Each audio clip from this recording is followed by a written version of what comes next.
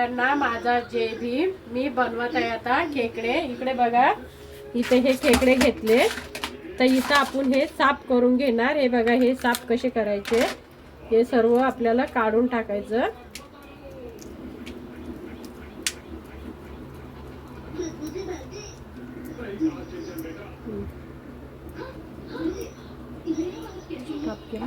आपले हे खेकडे साफ करून झाले. हे बघा, हे मोठ्या मोठ्या हे नाग्या बघा किती मोठ्या आहे, आपल्या साफ करून झाले. आता आपण याला एकदा अजून एका पाण्याने चांगले स्वच्छ धुवून घेणार. आपण धुवून घेतले, आपण हे साफ करून घेतले. हे बघा, हे आपले खेकडे धुवून झाले. आता याला आपण मसाला भाजेपर्यंत आपण याला शिजून घेणार, हळद मीठ टाकून. हे बघा, याला 5 पाण्याने मी धुवून घेतलंय.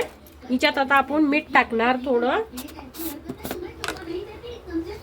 हे बघा, आता हळद टाकणार आणि याला आपण आता पहिले शिजून घेणार थोडे, आणि मसाला होईपर्यंत.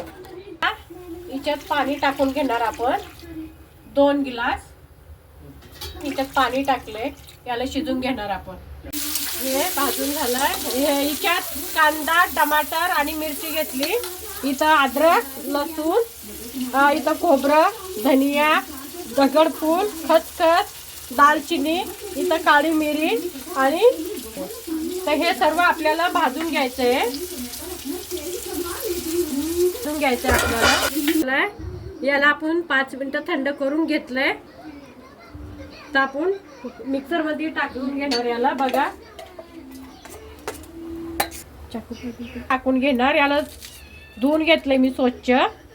खेकडे आता आपण शिजून घेतले थोडे 5 मिनिटं. आता हे टोप आपण हे टोपा शिजवले होते, पण टोप तुम्हाला घाण नका वाटू देऊ. आणि याच्यात तेल टाकते मी 2 चम्मच. बघा, 2 याच्यात तेजपत्ता टाकणार. हे टाकून घेणार. हे बघा, हे मसाला आपण याच्यात टाकून घेणार. आपला मसाला तयार.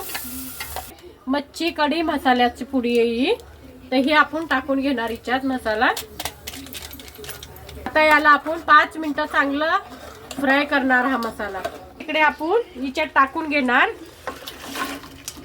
या मसाल्यामध्ये.